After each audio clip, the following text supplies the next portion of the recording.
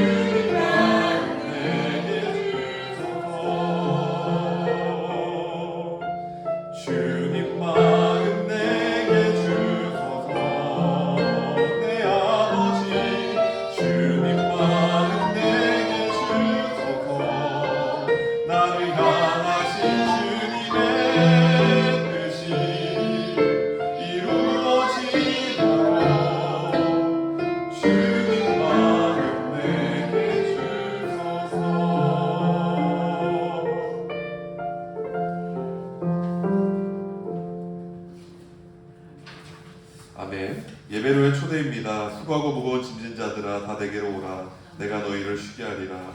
나는 마음이 온유하고 겸손하니 나의 멍에를 메고 내게 배우라. 그리하면 너희 마음이 쉼을 얻으리니 이는 내 멍에는 쉽고 내 짐은 가벼움이라 하시리라. 아멘. 경배 찬송 21장 다 함께 찬송하겠습니다.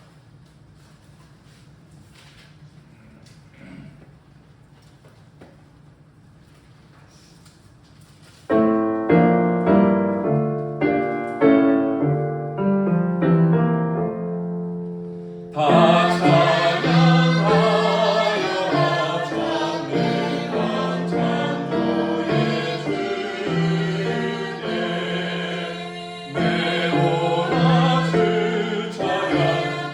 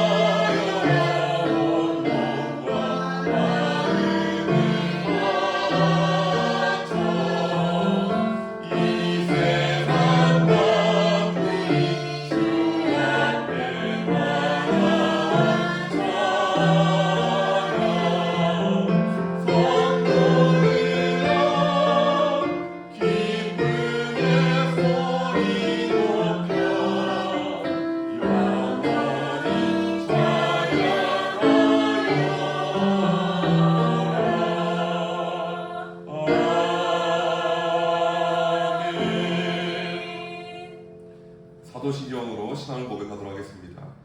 전능하사 천지를 만드신 하나님 아버지를 내가 믿사오며 그 외아들 우리 주 예수 그리스도를 믿사오니 이는 성령으로 잉태하사 동정녀 마리아에게 나시고 본디오 빌라도에게 고난을 받으사 십자가에 못 박혀 죽으시고 장사한 지 사흘 만에 죽은 자 가운데서 다시 살아나시며 하늘에 오르사 전능하신 하나님 우편에 앉아 계시다가 죄로서 산자와 죽은 자를 심판하러 오시리라.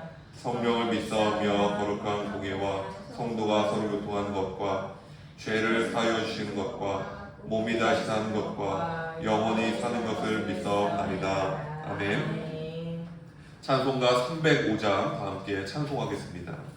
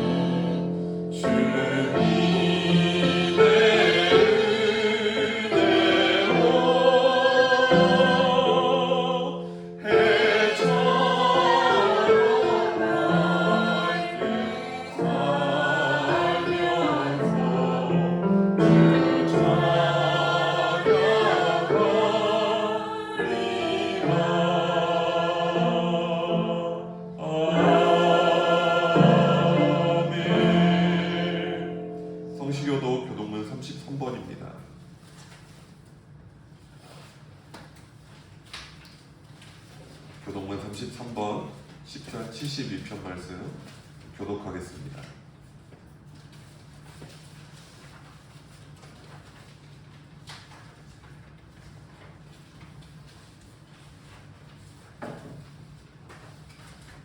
교동문 33번 10편 72편 말씀입니다. 하나님이여 주의 판단력을 왕에게 주시고 주의 공의를 왕의 아들에게 주소서. 그가 주의 백성을 공의로 재판하며 주의 가난한 자를 정의로 재판하리니 의로 말미암아 산들이 백성에게 평강을 주며 작은 산들도 그리하리로다. 그가 가난한 백성의 억울함을 풀어주며 궁핍한 자의 자손을 구원하며 압박하는 자를 꺾으리로다. 그들이 해가 있을 동안에도 주를 두려워하며 달이 있을 동안에도 대대로 그리하리로다. 그는 뱀을 위에 내리는 비같이 땅을 부시는 수박비같이 내리리니 그의 날에 의인이 흥왕하여 평강의 풍성함이 달이 닿을 때까지 이르리로다. 그가 바다에서부터 바다까지와 강에서부터 땅 끝까지 다스리리니 모든 왕이 그의 앞에 보복하며 모든 민족이 다 그를 섬기리로다. 아멘. 찬송가 635장 주기도문 다 함께 믿음으로 고백하겠습니다.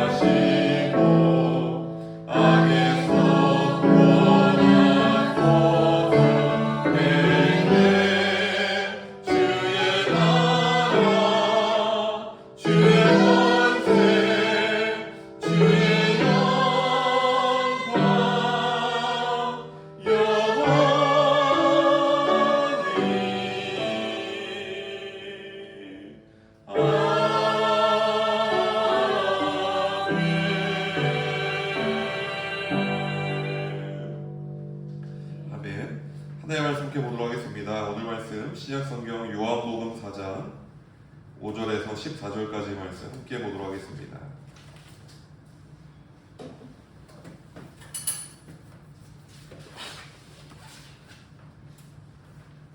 요한복음 4장 5절에서 14절까지 말씀입니다.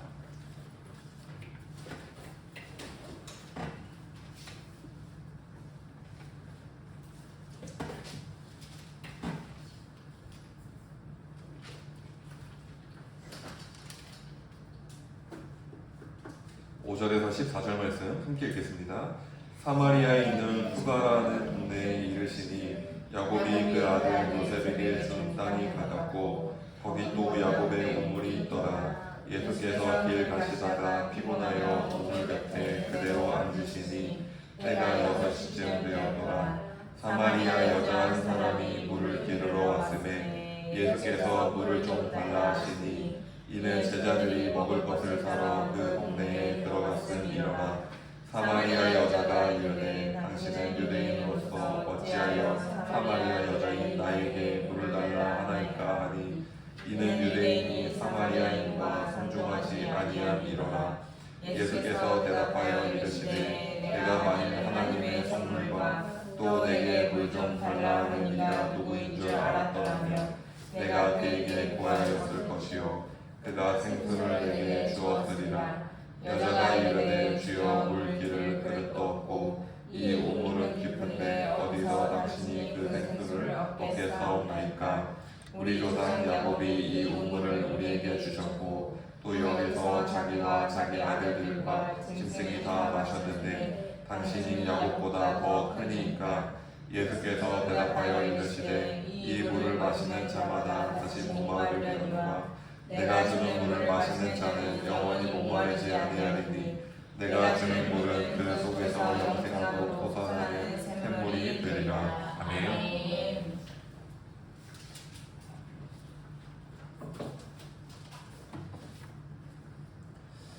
오늘은 영원히 목마르지 않은 생수, 영원히 목마르지 않는 생수라는 제목으로 하나님의 말씀 함께 나오도록 하겠습니다. 요한복음 4장 3에서 4절 말씀을 보면 예수님께서는 제자들과 유대에서 갈릴리로 이렇게 가실 때 사마리아를 경유하여 가주었습니다.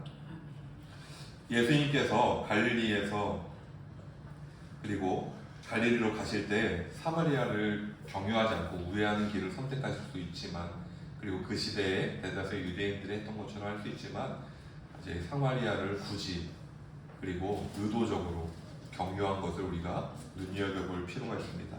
요한복음 4장 5에서 6절 말씀 함께 읽겠습니다. 5절에서 6절입니다.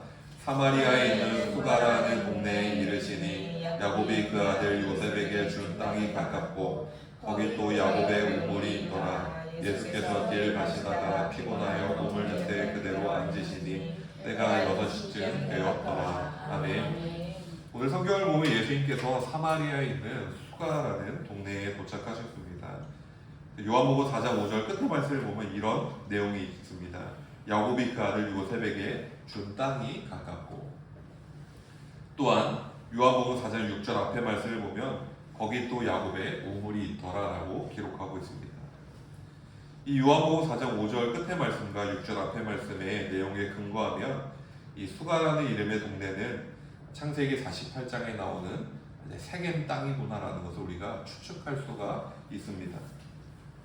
시대마다 땅이 불려지는 이름이 다르고, 그리고 그 지역에 대한 사람들의 생각이 판단이 다릅니다. 그것처럼 창세기가 바라보는, 그리고 요한복음이 기록하는 지명이 다르다는 것을 우리가 알 수가 있습니다. 물론 이 지역이 오늘날에는 또 어떻게 불려질지 거기까지 생각을 하면 경우의 수가 좀 더 많아지는 것이죠.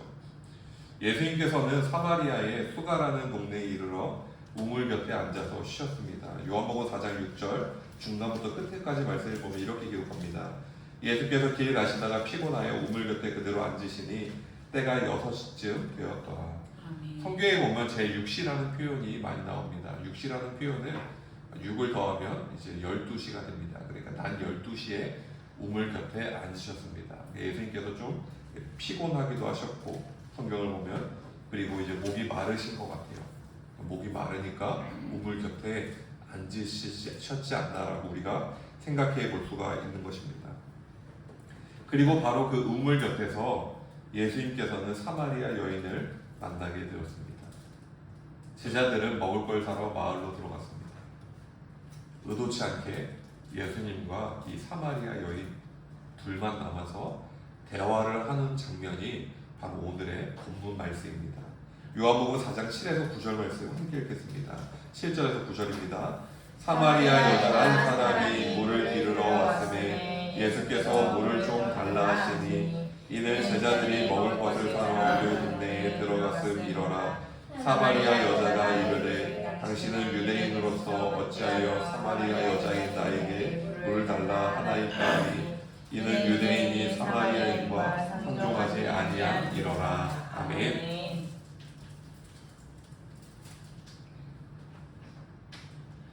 분열 왕국 때, 그리고 기원전 한 8세기 무렵 북이스라엘은 성경에 나오는 대로 아수르라는 그런 제국에 의해서 멸망당하게 되었습니다. 아수르 제국이 시행했던 건 뭐냐면, 일단은 북이스라엘의 왕족들 그리고 귀족들을 다 다른 나라로 강제로 이주하게 했습니다. 그리고 사마리아 지역, 북이스라엘의 수도를 여러 민족들이 와서 살게 했습니다.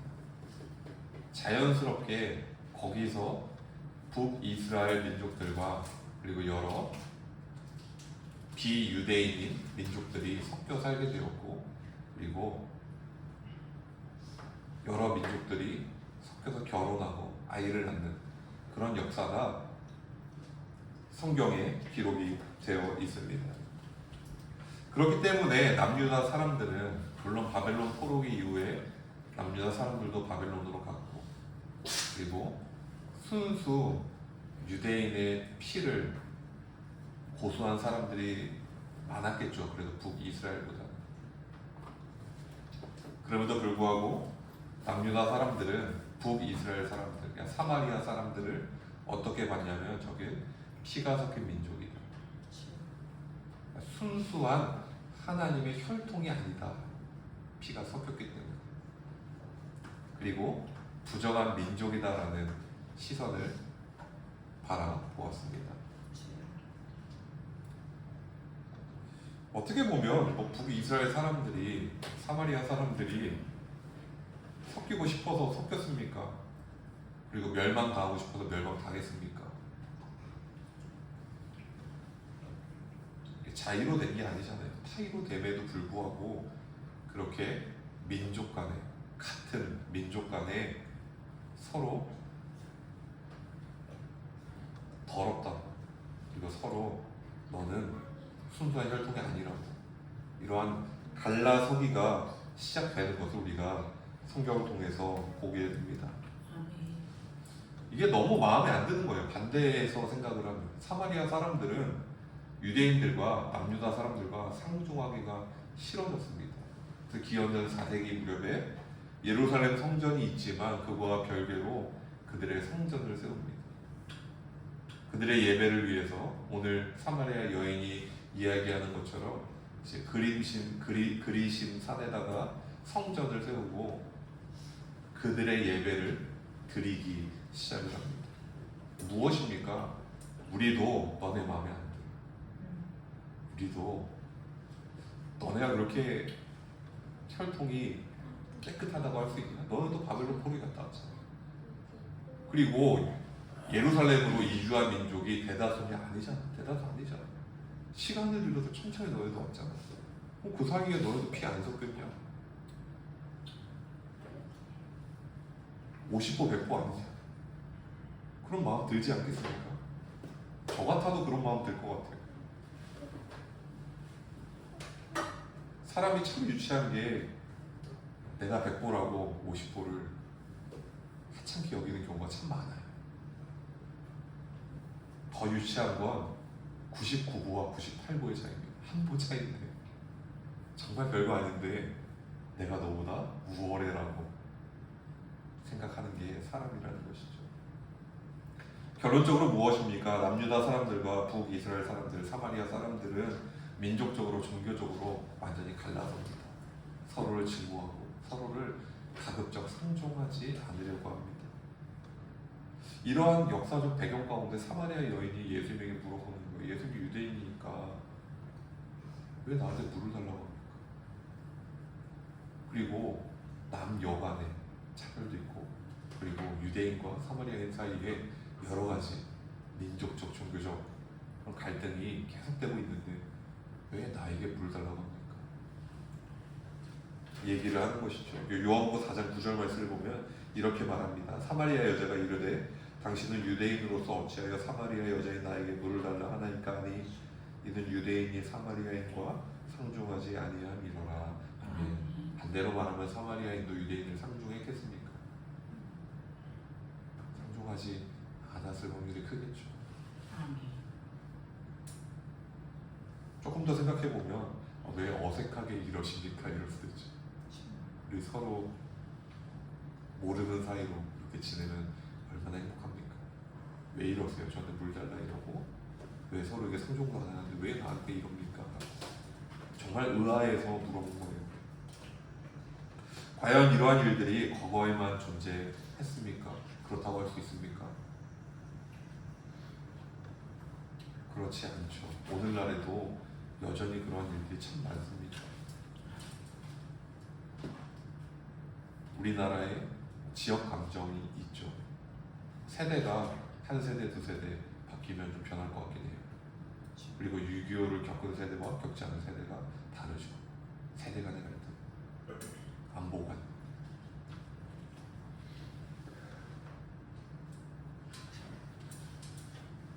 학연, 지역, 어디 지역 출신이냐, 어디 사느냐.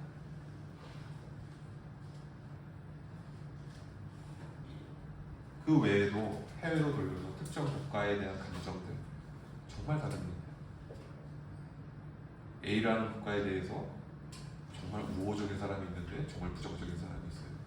한 국가 안에 사는데 정말 그런 일들이 비일비재합니다. 근데 그 사람이 B 국가에 대해서는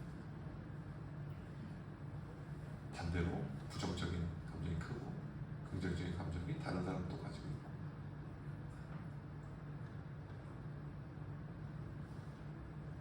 사람의 뿌리가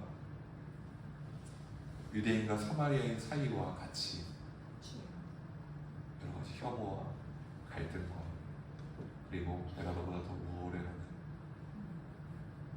자만심에 빠져 사는 존재가 인간이다라는 것을 오늘 성경의 배경이 말해주고 있습니다. 예수님의 행적을 살펴보면 예수님께서는 사마리아를 우회하지 않으십니다. 사마리아를 경유하는 선택을 하세요.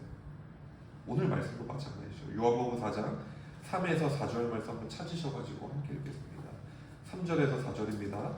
유대를 떠나사 다시 갈릴리로 가실 때 사마리아를 통과하여야 하겠는지라. 아멘. 예수님께서 뭐라고 말씀하십니까? 사마리아를 통과하여야 하겠느니라 라고 요한복음 3장 4절 말씀에 기록되어 있습니다. 아멘. 그러니까 가다 보니까 우연히 간 게 아니라 그냥 의도적으로 내가 사마리아를 통과하여야 하겠다.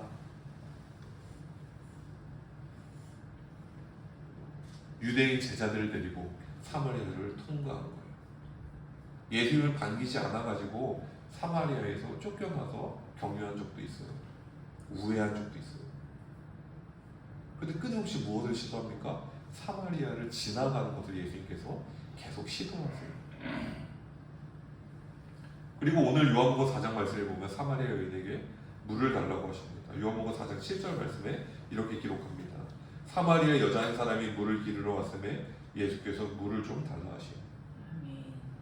물을 달라고 하세요. 사마리아에.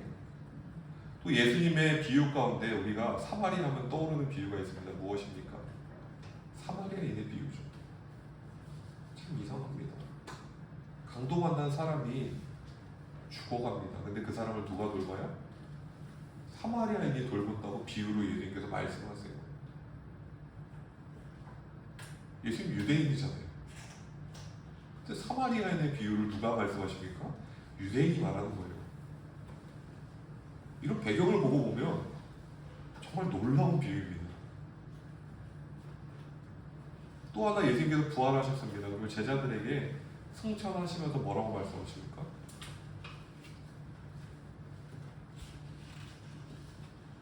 오직 성령이 너에게 임하시면 너희가 큰 권능을 받고 예루살렘과 온 유대와 사마리아와 땅끝까지.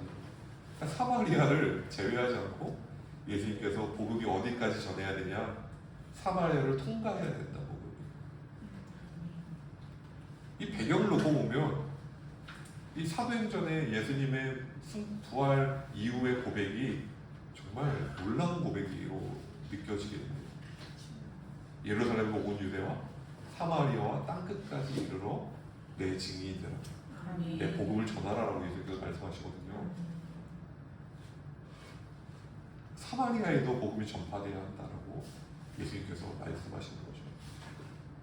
이 시절 예수님의 사역을 보면 위대한 면이 무엇이냐면 민족적인 것을, 그리고 사회적인 것을, 그리고 종교적인 것을 다 초월하셔가지고 예수님께서 사역을 하셨어요. 그러니까 예수님께서 자신의 태어난 곳, 그리고 자신의 민족적 특성, 그런 모든 것을 다 초월해서 모든 편견, 모든 혐오, 그런 시대, 그런 사람들 다 초월해서 예수님께서 사역을 하셨다라는 것입니다.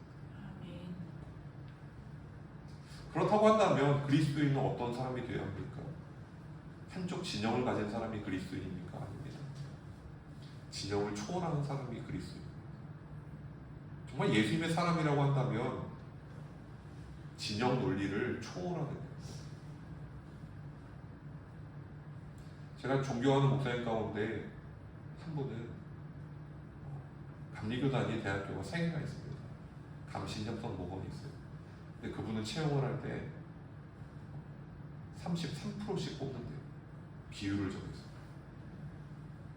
그분이 이제 감신 출신 목사님이신데 감리교시학대학교 33%를 채용하고 혁성대학교 33%를 채용하고 모건대학교를 33%를 채용하고 자기가 그렇게 하는 이유가 대학교 4년 그거 나오는 거 공부 좀 하다 마는 건데 뭐가 중요하냐고 어디 출신 그냥 자기는 꼭 33%는 아니지만 그냥 이 사람이 괜찮아 보이면 하나님께서 세우신 종 같으면 그냥 뽑는 거야. 사람이 좋아 보이고 뽑는 거야.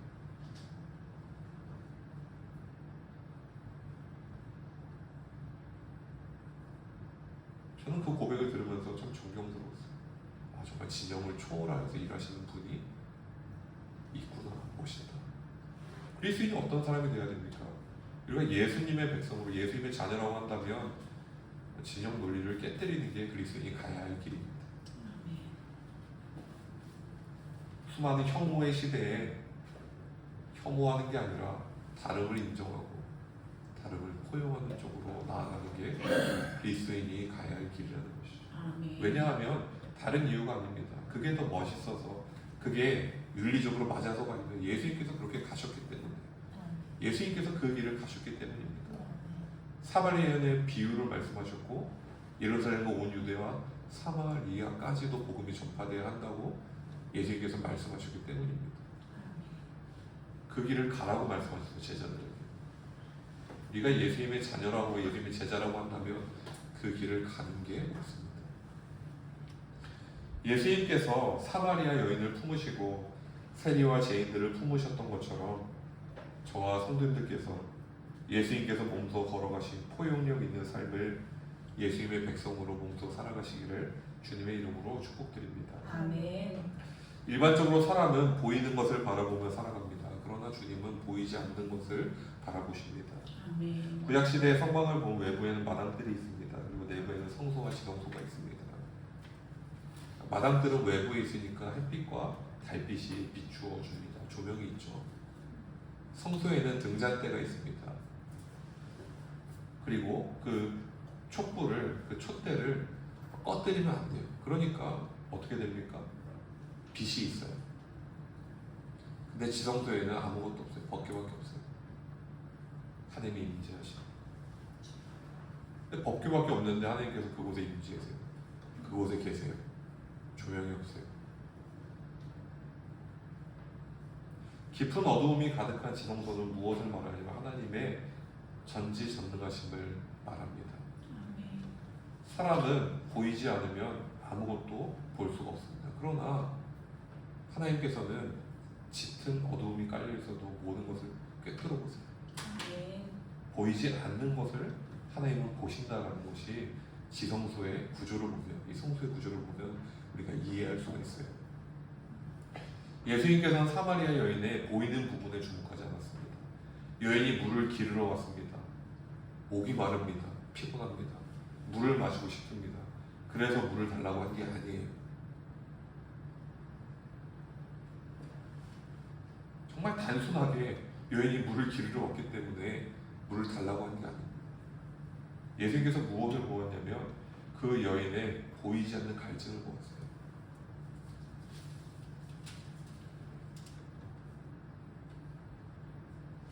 요한복음 4장 15에서 18절 말씀 찾으셔가지고 함께 읽겠습니다. 15절에서 18절 말씀입니다.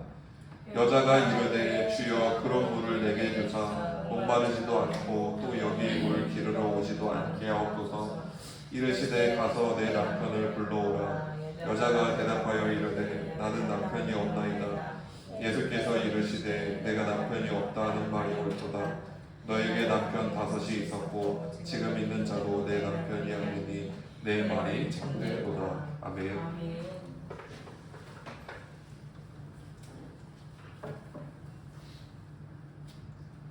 예수님께서 보신 것은 무엇이냐면 이 여인의 삶에 존재하는 수많은 갈증. 남편이 5이 있었고 지금은 사는 사람은 남편이 아니래요. 그리고 또 하나 물을 기르러 옵니다. 근데 몇 시였습니까? 제6시였어요. 낮 12시입니다. 일반적으로 물을 뜨러 간다고 하면 저 같아도 좀 선선할 때 가는 게 상식입니다. 이른 아침에 가거나 늦은 오후에 가는 게 좀 낫지 않겠습니까? 기후가 유대 지역과 우리나라 지역이 또 다르잖아요. 더 덥잖아요. 일교차도 심하고. 그럼 당연히 좀 선서할 때 가는 게 옳은 선택입니다. 그리고 합리적인 선택입니다. 그러나 여인이 몇 시에 갑니까? 낮 12시에 가요. 그럼 무엇을 암시합니까? 사람들 마주치는 게 싫은 거예요. 창피한 거예요.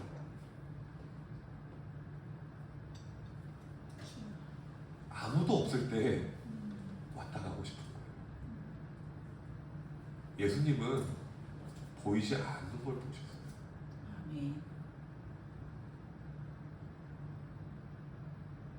예수님께서 남편이 5이나 있었다는 것을 여인이 말한 게 아니라 상담을 들어준 게 아니라 예수님께서 먼저 꺼낸 이야기예요. 아멘.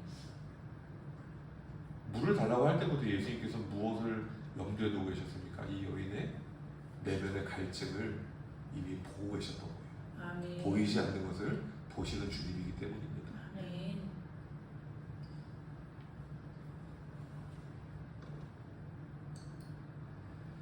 보이지 않는 것을 바라보시는 예수님께서 사마리아 여인을 향하여 다음과 같이 말씀하십니다. 요한복음 4장 13에서 14절 말씀 함께 읽겠습니다. 13에서 14절입니다.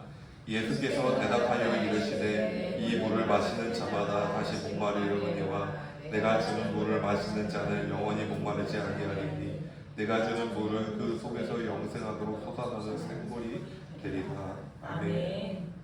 예수님께서 이 여인에게 주고 싶은 게 무엇입니까? 네가 5명의 남편을 만나고도 채워지지 않았던 삶의 수많은 갈증, 진짜 주고 싶었던 게 뭐냐면 영원히 목마르지 않는 생수를 예수님께서 주고 싶었다는 거죠. 아멘. 인생을 살아가며 깨닫는 사실은 세상적인 만족은 언제나 일시적인 형태를 띈다는 사실입니다. 이번에 S전자에서 고객 감사제를 해서 핸드폰을 하나 샀습니다. 제 핸드폰이 이상이 있는 게 아닌데 제가 용량이 많이 필요가 없어요. 그래서 원래 128기가짜리 제일 작은 용량을 썼습니다. 그런데 이제 영상을 좀 올리다 보니까 핸드폰 용량이 꽤 많은 비중을 차지하더라고요. 그래서 한 내년 봄쯤에는 바꿔야겠다 싶어가지고 이번에 행사를 할 때 하나 구매를 256기가로 했습니다.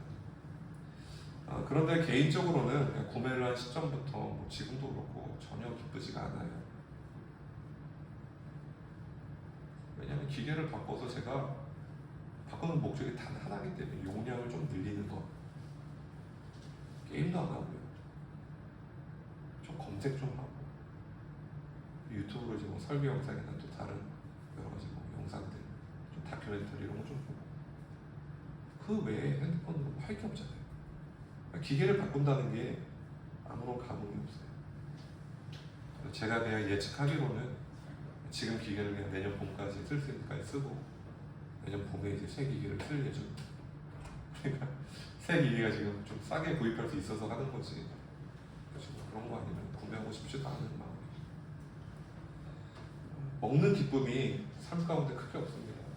저는 개인적으로 아침을 거의 안 먹습니다. 먹어도 달걀 하나 정도 아침에 그냥 먹고 점심도 되게 단조로워요.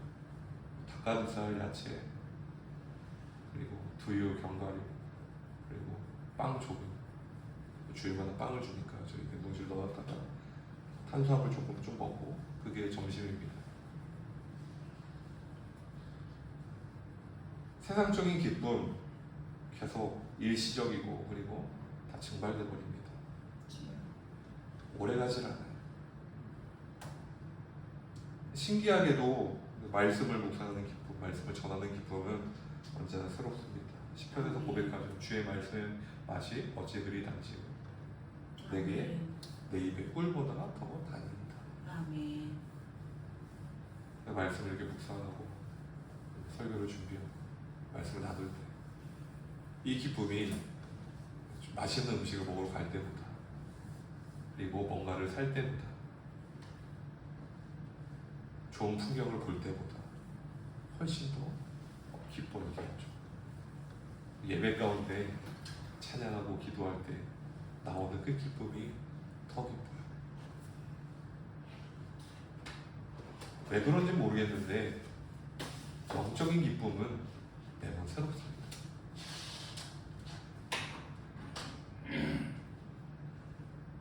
맨날 우리가 고민하는 게 무엇입니까? 저녁 때 메뉴 고민하잖아요. 온 가족이 식사할 때 무엇을 먹을까, 무엇을 마실까. 왜 그렇습니까? 맨날 뻔하단 말이에요. 예수님께서 사마리아 여인에게 주고 싶었던 게 무엇입니까? 영적인 기쁨이에요. 아멘. 샘솟듯 흘러나오는 그 기쁨을 가지고 살 때가 올 거다.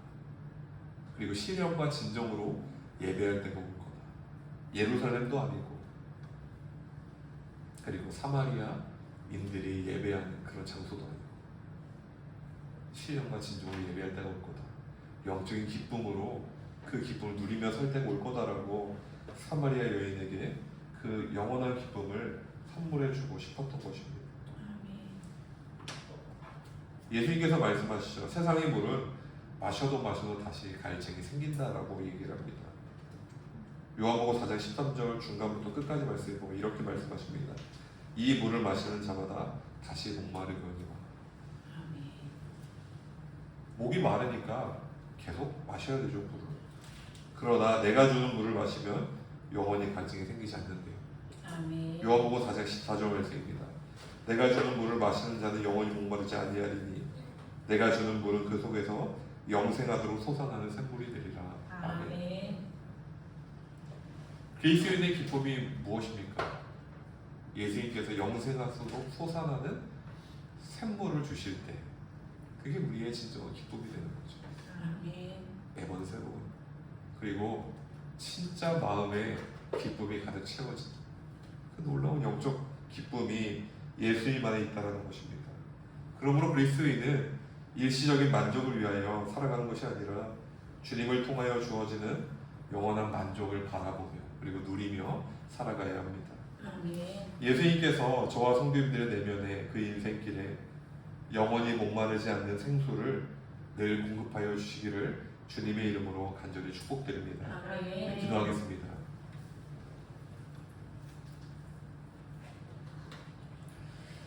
우리의 영원한 반석이 되어주시는 여호와 하나님, 그 반석에서 샘물이 나게 하시고 아멘.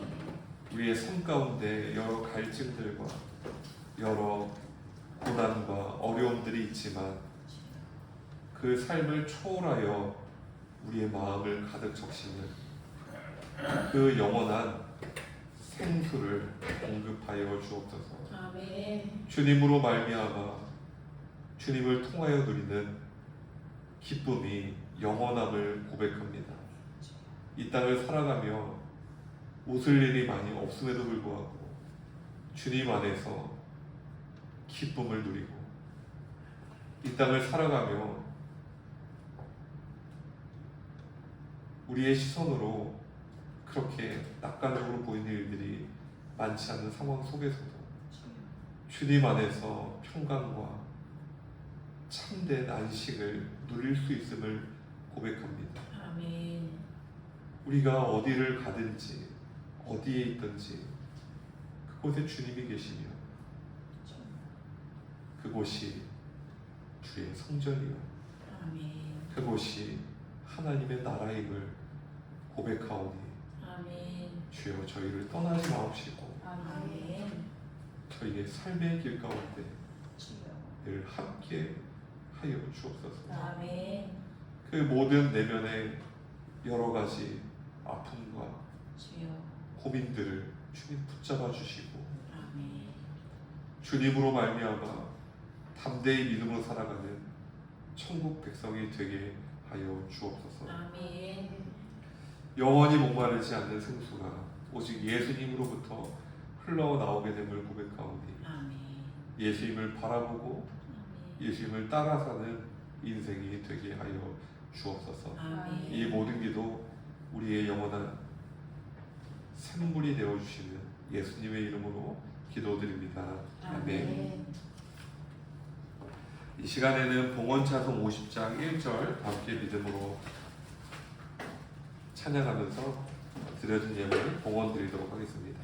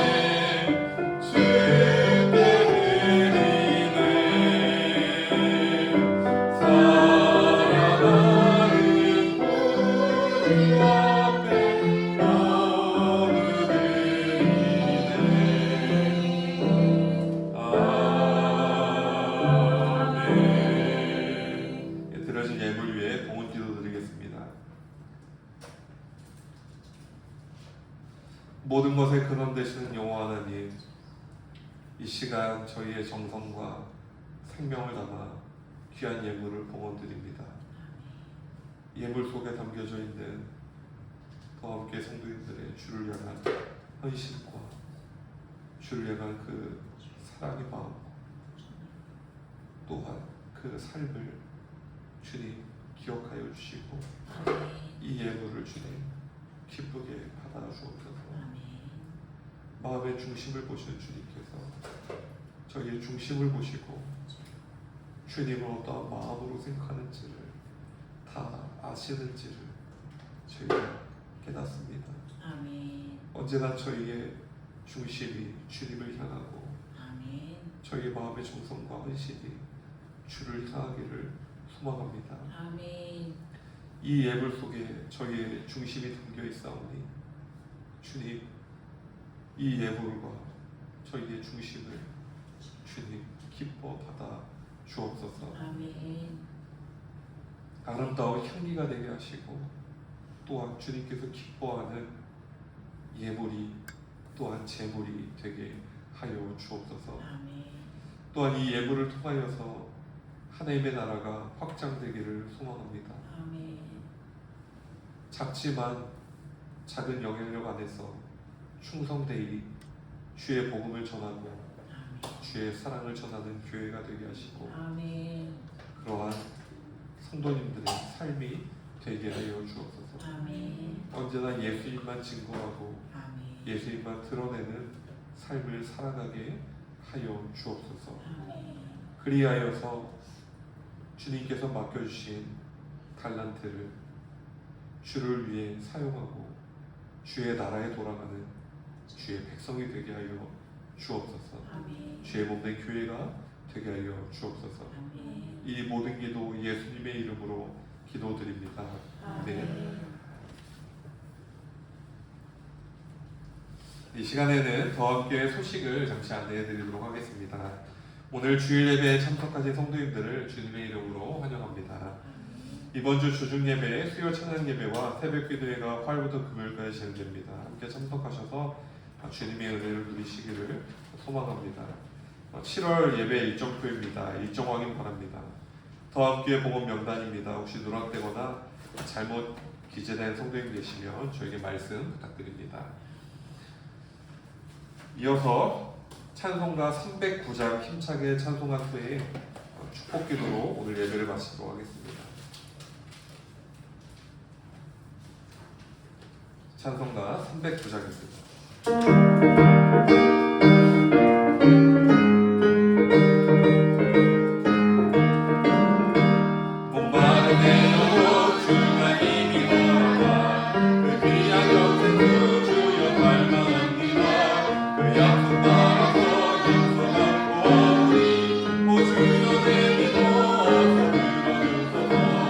예수의 사랑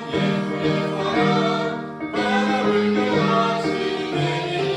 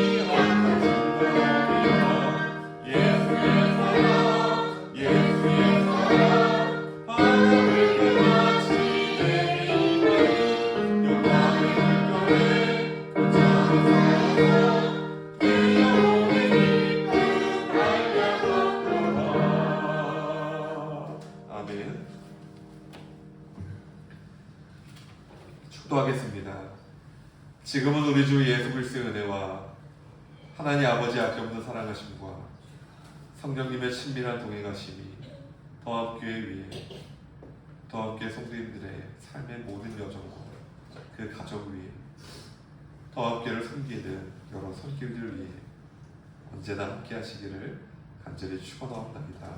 아멘.